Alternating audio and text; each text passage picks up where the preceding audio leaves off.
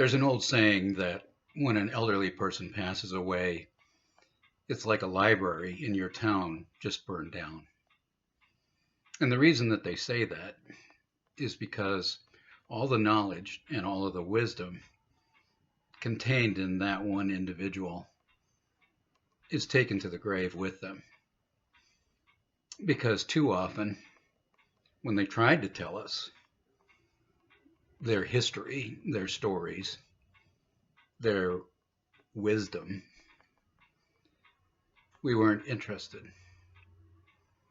And then, when it was too late, we wish we'd written it down. There is so much wisdom to be had from those around us, from you, even. How'd you get here? How'd you get to be the person that you are today? Your kids sure don't know. And even though they act like they're not interested, believe me, they're interested. They'd like to know. Too often we have stories that we tell each other about the time that Aunt Betty got drunk at Thanksgiving and wet her pants, or the time that the horses got out at Grandpa's barn and he chased them for 6 hours. But how did we get to be who we are? Now, my own story, I believe, is interesting, as is yours and ours.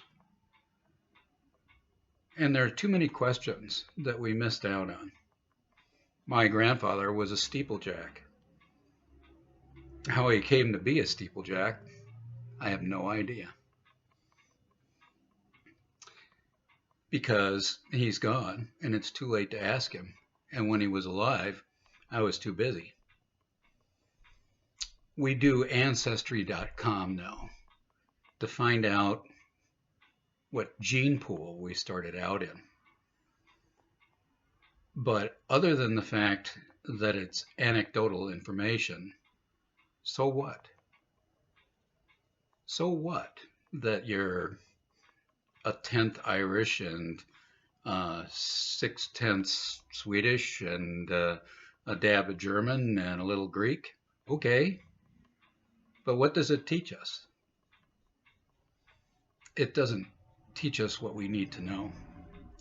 The native tribes, the indigenous people, no matter what continent they're on, taught their young people why they made certain decisions,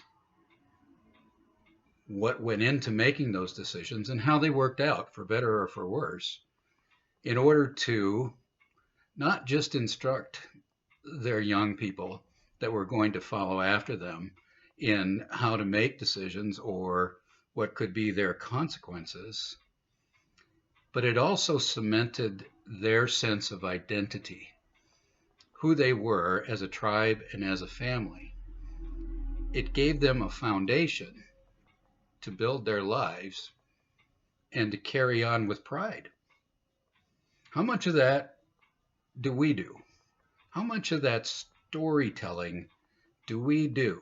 We're sitting at home right now and we're homeschooling our children.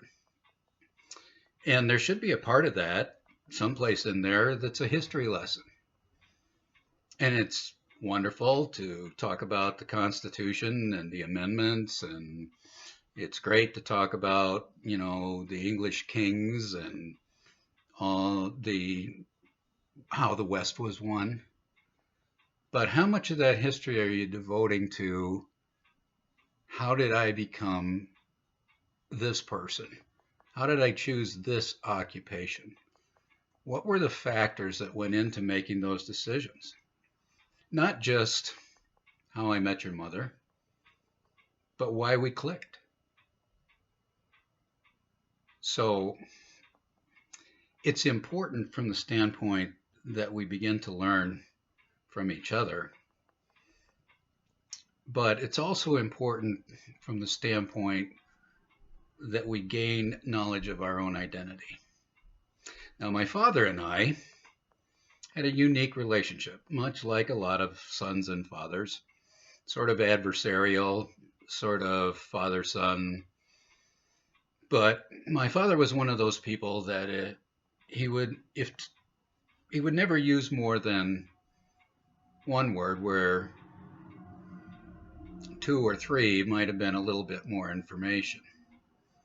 And when I was growing up, along with my brothers and sisters, we would ask him, "Hey, Dad, what'd you do during the war?" Because we knew that he had fought in the war, World War II. And we knew that he was a tail gunner on a B-17 bomber. And that the life expectancy of a B-17 bomber tail gunner was about 5 missions. But that's all we knew. And the only reason we knew that was because his mother told us. He didn't.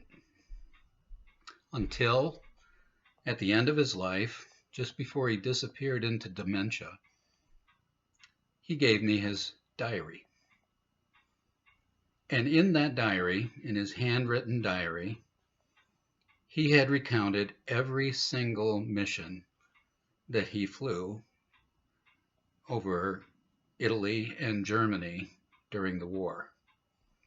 And it was a lot more than 5 missions. And it would raise the hair on the back of your neck. And in that book, in that little diary, I gained so much understanding of who my father was and why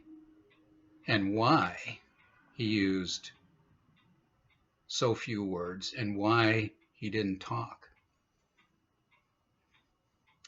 And I learned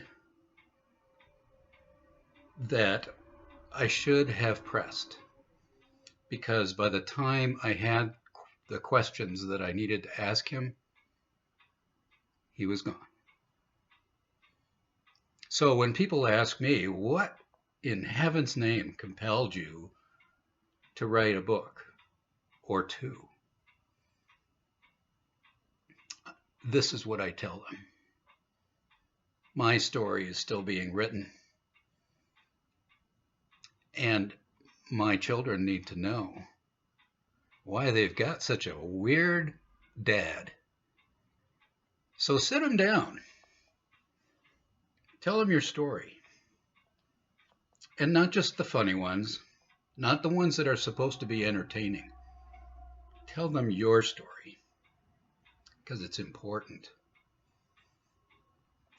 Now, I'm posting these on Michael Deeze, Deeze, on YouTube, because that's the pen name I use for my books. My mother was very proud of me writing books, by the way. My middle name initial is D, and so she always called me Michael D. So when my books were coming out, she was telling everyone, Michael Deeze got a book. Michael Deeze has got a book. Unfortunately, my mother died before my books came out, and so she never got to read them. So I changed my name to Michael Deeze, because these are Michael Deeze books. Write your own story, but share it with everybody. Thank you.